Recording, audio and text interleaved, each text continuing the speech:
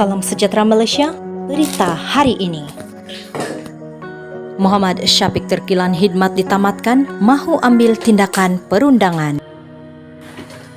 Datuk Seri Muhammad Syafiq Abdullah akan mengambil tindakan undang-undang terhadap mana-mana pihak yang terbabit dalam penamatan perkhidmatannya sebagai Ketua Pengarah Perkhidmatan Awam yang berkuat kuasa semalam.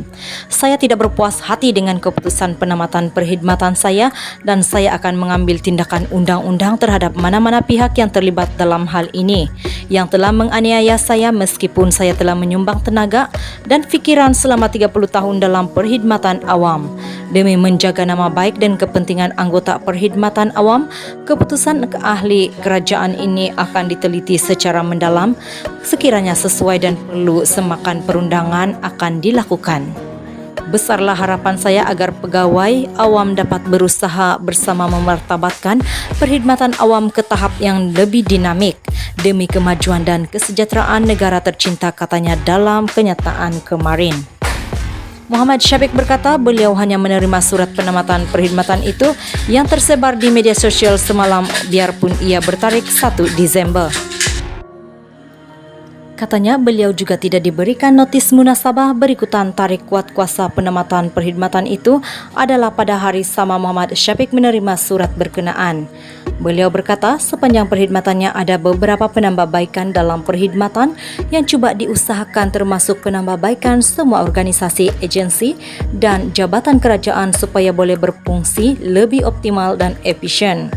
Turut dilaksana penambahbaikan peraturan pengesahan sijil sakit swasta yang melebihi 15 hari bagi rawatan pesakit luar oleh pegawai perubatan kerajaan serta arahan pusingan kerja lawatan mengejut, turun padang dan memberikan teguran untuk meningkatkan kualiti penyampaian perkhidmatan, mengurangkan karena birokrasi dan meningkatkan kecekapan. Katanya, perkara berkenaan tidak disenangi oleh segelintir pegawai awam yang mempunyai kepentingan dalam perkhidmatan awam dan juga bersama pihak luar.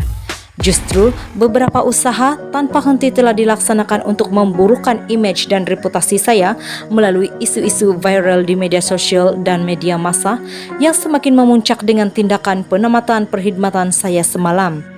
Untuk maklumat rakyat Malaysia, saya menegaskan bahawa saya tidak pernah mengancam kepentingan awam dalam persebarang perkhidmatan dan tindakan saya semasa menjawat jawatan sebagai KPPA, saya jalankan tugas saya secara amanah dan tegas, katanya. Tanpa menamakan sesiapa, Muhammad Syafiq turut mendakwa dia ada usaha untuk menghalangnya bertindak dan efisien dan segera apabila beberapa mesyuarat penting kenaikan pangkat ditangguh oleh Setiausaha Negara sebagai pengerusi mesyuarat seperti mesyuarat lembaga kenaikan pangkat perkhidmatan awam.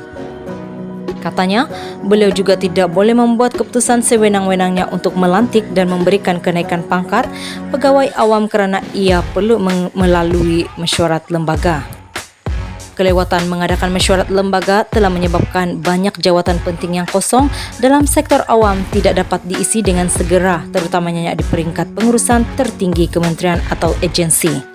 Saya juga ingin menyatakan bahawa jemaah menteri sebelum ini telah pun memutuskan untuk tidak mempertimbangkan penyambungan perkhidmatan pegawai awam secara kontrak bagi yang telah bersara.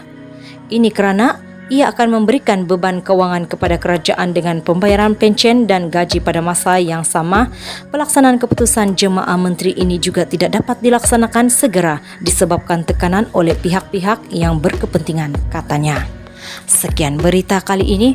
Terima kasih. Nantikan berita untuk selanjutnya. Teruskan setia bersama channel Moyo Up to Date.